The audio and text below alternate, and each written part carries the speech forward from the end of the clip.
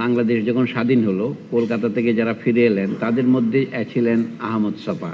উনি একটা বই লিখলেন, মানে পত্রিকায় উনি 17টা কলাম লিখেছিলেন, সেগুলোর নাম হলো বুদ্ধিবৃত্তির নতুন বিন্যাস। তাতে তিনি বলছিলেন, আমরা এমন এক সময়ে বাস করছি যখন আমাদের রক্ত দিয়ে চিন্তা করতে হচ্ছে। তারপরে তিনি বললেন, বুদ্ধিজীবীরা যা বলতেন শুনলে বাংলাদেশ স্বাধীন হতো না, আর এখন যা বলছেন শুনলে বাংলাদেশের সমাজ কাঠামোর আমূল পরিবর্তন হবে না। এটা প্রথম বাক্য। এখন এই 53 বছর পর আমরা দেখি আহমদ ছফার কথা সত্য ছিল।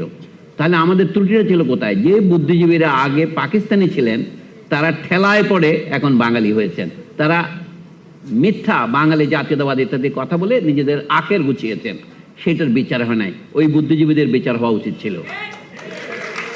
এবং এখনো আমি বলছি এই মূলনীতিটা আমাদের অনুসরণ করতে হবে।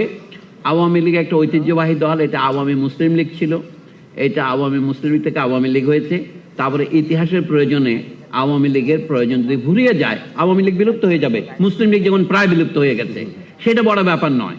আমাদের কথা হচ্ছে হত্যাকাণ্ডের সাথে শুধু নয়, শোষণের সাথে এই যে জনগণের মত প্রকাশের অধিকার দমনের ক্ষেত্রে শুধু আওয়ামী লীগ নয়, আওয়ামী লীগের লেসপেন্সার যাদের বলা হয়, যে সমস্ত বুদ্ধিজীবী, সাংবাদিক এবং শিক্ষক জড়িত ছিল, সেটা যদি আমিও হই, সবারই বিচার হওয়া উচিত। আমরা যে জিনিসটাকে ফ্যাসিজম বলি, সেটার একটা বৈশিষ্ট্য হচ্ছে সে শুধু জীবিতকে অসম্মান করে না, সে মৃতকে অসম্মান করে।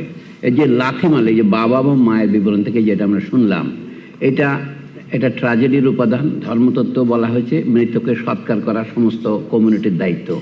যখন একজন মানুষ প্রাণ ত্যাগ করে, তার দেহ পড়ে থাকে, তাকে উপযুক্ত সম্মানের সাথে টর্চার এবং ক্রুয়েলটি অ্যান্ড ডিগ্রেডিং ট্রিটমেন্ট, এটা হচ্ছে ডিগ্রেডিং ট্রিটমেন্ট। যেমন বাবা যে বললেন তার ছেলেকে লাথি মারল পুলিশ, এই মৃতদেহকে লাথি মারা এটা চরম অশ্রদ্ধা গোটা মানব জাতির প্রতি। মানে মানুষ হয়েছে তার একটা প্রমাণ, সে মৃতকে সৎকার করে। আমাদের ইসলামী ধর্মের বিধানে হচ্ছে এটা ফরজে কেফায়া। আপনার নামাজ পড়া, জাকাত দেওয়া, আপনার রোজা রাখা আপনার ফরজে আইন, যেটা আপনাকেই করতে হবে। কিন্তু যেটা কমিউনিটির পক্ষ থেকে যদি কেউ না করে তাহলে সকলেই দায়ী হবে। যদি আমরা ফ্যাসিবাদকে উৎখাত না করি তাহলে আমরা সকলেই তার জন্য দায়ী থাকতাম। আমি যে এই শহীদেরা নিজেদের জীবন দিয়েও আমাদের একটা শিক্ষা দিয়েছেন, এবং তাদের মৃতদেহের উপর যারা অসম্মান করেছে তারা ছাড়া আর কারা বিচারের মুখোমুখি হবে আপনি বলুন?